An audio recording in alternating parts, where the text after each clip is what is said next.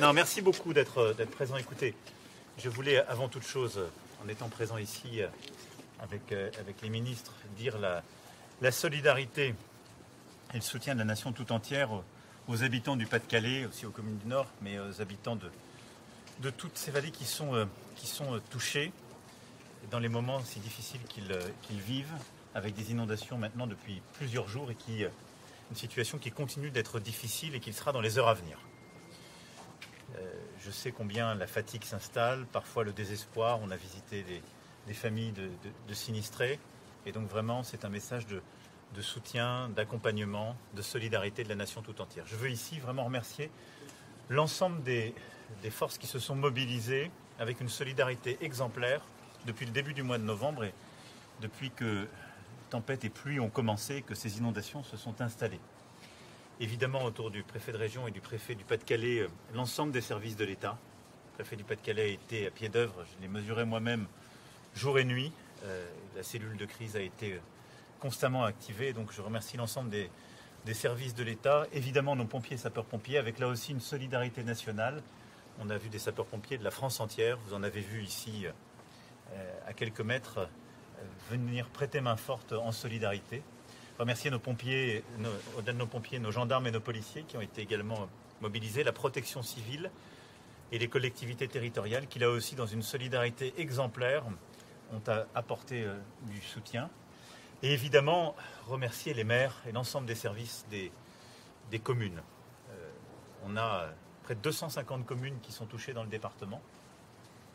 Les maires ont été à pied d'œuvre jour et nuit avec un dévouement, une exemplarité. Je veux ici leur dire vraiment mon admiration et mon soutien plein et entier. Et l'ensemble des personnels municipaux sont inclus dans ces félicitations.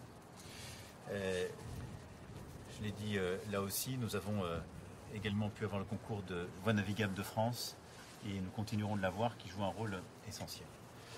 Alors, nous avons fait le maximum, ce collectif, pour éviter d'abord, durant les derniers jours, des victimes.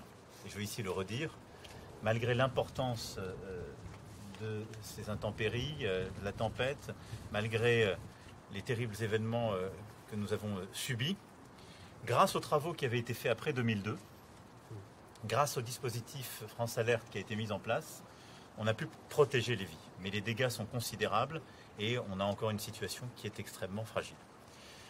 Dès cet après-midi, l'ensemble des communes du département qui en ont fait la demande, un peu plus de 230, seront classées en catastrophe naturelle, ainsi qu'une trentaine de communes du département du Nord.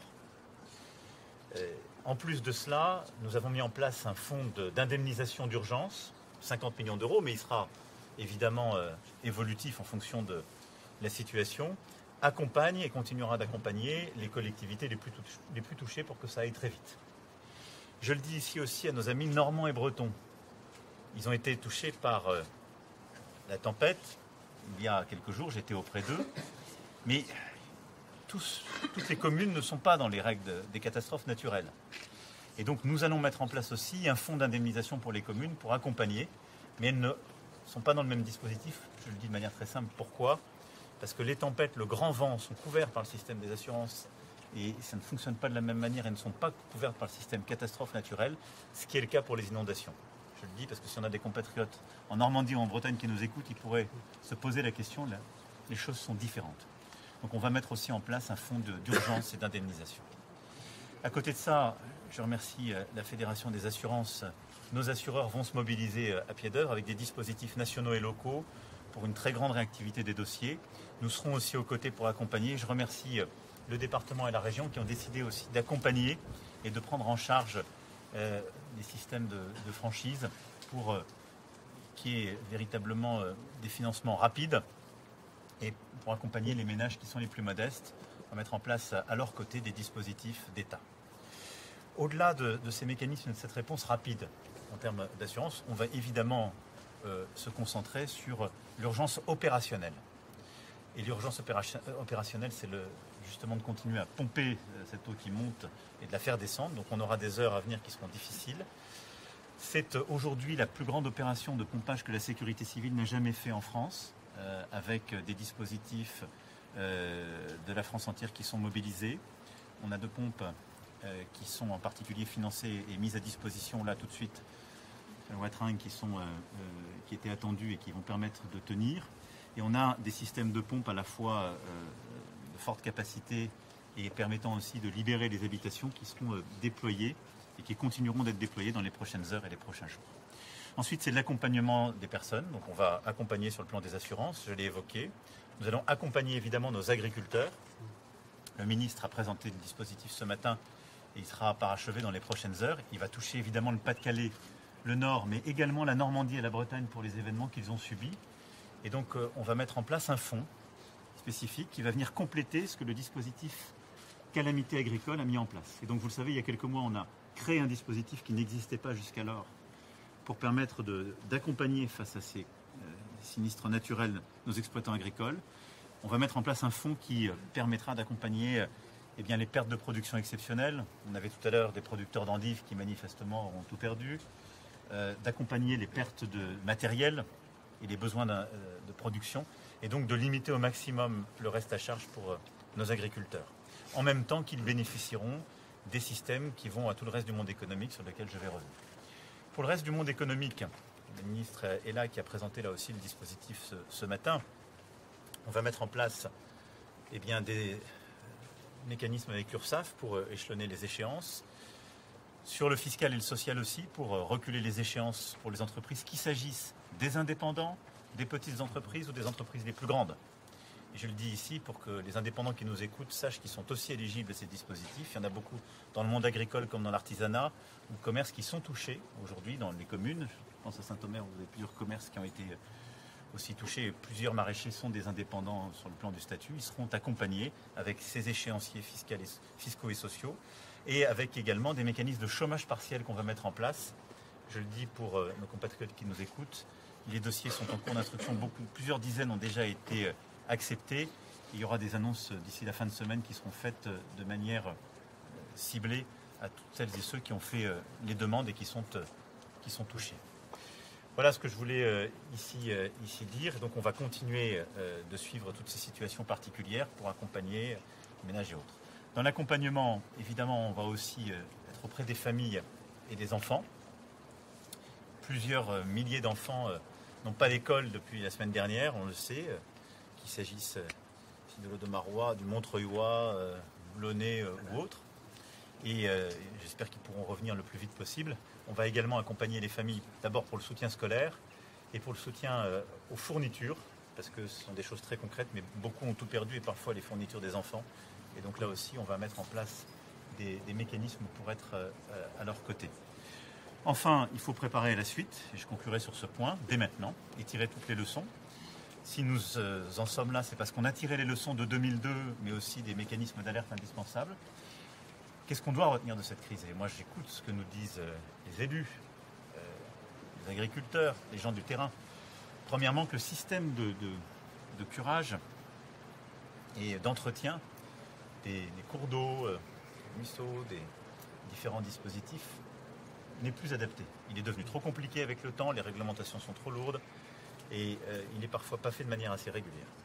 Et donc on va lancer d'abord un mécanisme de simplification profonde et un grand plan pour, dans la région et partout où il faut le faire, pouvoir reprendre dans les meilleurs délais ce curage et permettre d'éviter les phénomènes comme ceux qu'on vient de vivre. Ensuite, j'ai décidé de confier à Monsieur le maire de Saint-Omer une réflexion et des propositions concrètes pour améliorer justement le système d'évacuation de tous ces cours d'eau vers la mer et de lien justement des cours d'eau à la mer et de tous les dispositifs que nous devons et pouvons mettre en place qui permettent d'éviter ces effets de cuvette, cette accumulation d'eau dès qu'on a des précipitations importantes. Et en particulier en s'inspirant des exemples européens les plus probants, je pense en particulier à nos amis néerlandais, au moment même où nos voisins belges vivent exactement ce que nous sommes en train de vivre, et j'ai une pensée aussi pour eux. J'ai aussi pris l'engagement, et je conclurai sur ce point, d'accompagner la reconstruction. On aura à la chiffrer, mais nous allons mettre en place des dispositifs simplifiés, et donc lever des règles et des contraintes, et permettre aussi aux côtés de l'équipe préfectorale qui a fait un travail remarquable et que je salue une fois encore, d'avoir une petite cellule dédiée qui, dans la durée, accompagnera cette reconstruction avec l'ensemble des élus du monde économique. On va faire simple, rapide, en tirant les leçons du passé, donc en faisant résilient.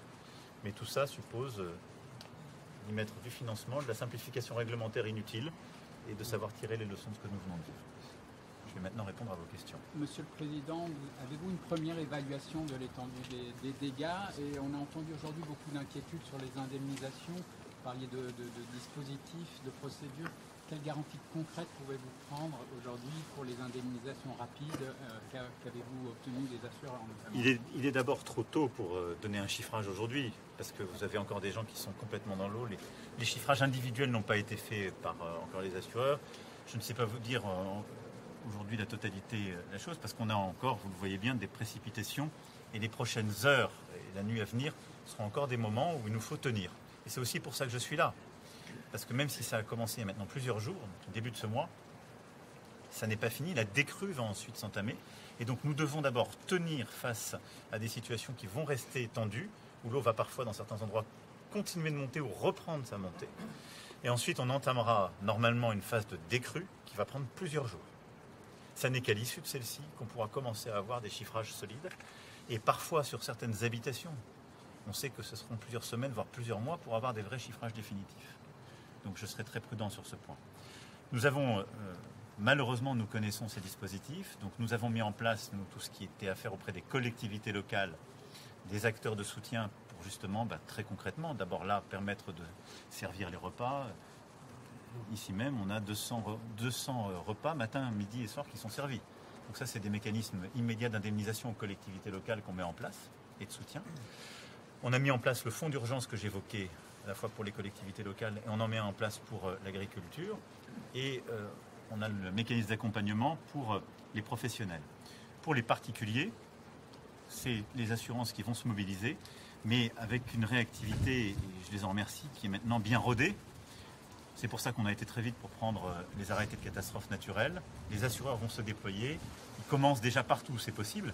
Ce qu'il faut comprendre, c'est que dans certaines maisons comme ici, quand l'eau n'est pas descendue, vous ne pouvez pas faire le constat et vous ne pouvez pas commencer les mécanismes d'assurance. Donc, ça sera fait très vite. On va y veiller. Je sais pouvoir compter sur la mobilisation de nos assureurs. Et on va mettre en place des mécanismes très rapides pour qu'il puisse y avoir justement un accompagnement financier immédiat pour aider à racheter des effets personnels et se réorganiser. Et c'est sur ces mécanismes que viendront se greffer la région et le département que je remercie. Monsieur le Président, justement, à propos des assurances, la Fédération de France Assureurs représentée ici a indiqué ce matin souhaiter que la surprime liée justement aux catastrophes naturelles passe de 12 à 18%. On comprend, vu le contexte, ce serait évidemment une mauvaise nouvelle pour les assurés. Est-ce que vous soutenez cette décision? Je ne vais pas ici mener un débat qui doit d'abord être instruit par le ministre des Finances, faire l'objet d'une discussion. De toute façon, ce que nous voyons, c'est ce qui nous a conduit à créer ce mécanisme pour nos agriculteurs, c'est que l'adaptation de notre pays au dérèglement climatique suppose de changer toutes nos habitudes et toutes nos structures. Et il faudra qu'on repense en profondeur notre système, pas simplement avec des chiffres sur les surprimes. Regardez ici dans ce département, il y a 6 mois, on disait il y a une sécheresse historique, on sort de l'hiver, on n'a jamais été aussi sec, ça va être dramatique, etc. Et on a des crues centenales sur certains cours d'eau. C'est exactement ça, le dérèglement climatique. Ce sont des événements qui peuvent être complètement contraires, mais qui sont beaucoup plus brutaux et beaucoup plus réguliers. Ce qui veut dire que ce sur quoi nous avons basé l'organisation de nos paysages, nos organisations productives, ce pourquoi on vous parle tant d'artificialisation des sols et en disant qu'il faut aussi des mécanismes pour ne pas tellement artificialiser. C'est jamais populaire quand on le dit par temps de paix. On voit ce que ça donne. Quand vous avez beaucoup d'artificialisation, l'eau ruisselle sur les mêmes endroits. Elle vient s'accumuler. Ça vous montre la nécessité de ces politiques. Et évidemment, les mécanismes d'accompagnement financier doivent évoluer. On l'a fait pour le monde agricole, en mobilisant à la fois du public et du privé. On devra le faire sur les grands risques. Et ça, c'est une discussion à avoir avec les assureurs et les réassureurs. Est-ce qu'il y a d'autres questions? En matière de construction, justement, je disais, il faut tirer les leçons. Est-ce qu'il faut continuer de construire dans certaines zones qui aujourd'hui sont complètement inondables? D'abord, on a tiré les leçons après 2002 et puis on a des documents qui en découlent et qui font que vous avez beaucoup moins de dégâts qu'il n'y en avait eu sur des événements moins importants. Et je pense qu'il faut là-dessus avoir une cartographie claire, mais il ne faut pas non plus faire de la surréglementation. Donc je le dis ici, et on l'évoquait ce matin, oui, les gens retrouveront leur maison et oui, on continuera à habiter, à vivre, à pouvoir travailler dans le Marais en particulier. Et parce que les gens y tiennent et parce que c'est magnifique. La question, c'est simplement de construire les mécanismes, à la fois, je dirais, pour curer comme il le faut, pour permettre d'aller à la mer plus facilement, d'améliorer l'organisation, parfois les sols, de désartificialiser à certains endroits pour que le sol absorbe mieux. Donc ça doit être regardé au plus près du terrain. Il ne faut pas faire en déclaration. Ce qui est vrai, c'est que ces dernières années, on a beaucoup progressé sur ces sujets, mais on voit bien qu'on doit continuer d'avancer. Donc oui, on pourra réhabiter, mais oui, il faut à chaque fois s'adapter. Merci beaucoup. Vous reviendrez dans le Maroc, Monsieur le Président, pour constater... surtout pour le revoir magnifique et sous le soleil. Non, je reviendrai bien sûr. Et surtout, on va dans la durée être aux côtés des habitants. Je voulais être là parce que je sais qu'il y a une fatigue qui s'installe, parfois de la colère, parfois de la résignation. On est à vos côtés et la nation tout entière est à vos côtés. Mais je reviendrai et je vais surtout suivre dans la durée avec l'ensemble des services de l'État, les élus que je salue une fois encore pour que tout ça suive. Vous pouvez compter sur moi. Merci. Pour ceux qui ne pourront pas passer l'hiver dans leur maison, je rencontrais un homme ce matin à Saint-Omer qui me disait qu'il faudra attendre 6 mois avant de pouvoir retrouver ma maison. Comment on va faire? Alors, ce sera du cas par cas. Là encore, je vous le dis, ça dépend une fois que la décrue sera faite. Mais il est tout à fait clair que, et on le sait, on aura des mécanismes de relogement qui peuvent être plus durables. Et on sait qu'on aura des maisons compte tenu de parfois de leur vétusté et du nombre de jours qu'elles auront passé quasiment sous l'eau, en tout cas avec le rez-de-chaussée parfois plus inondé, qu'il faudra complètement reconstruire. Donc ça, ce seront des dispositifs au cas par cas et qui sont pilotés par la cellule de crise. Mais c'est tout à fait vrai, ces situations existeront. Et elles sont terribles. Merci beaucoup. Merci. Bon courage à tous et toutes. Même s'il faut aller au-delà de l'année.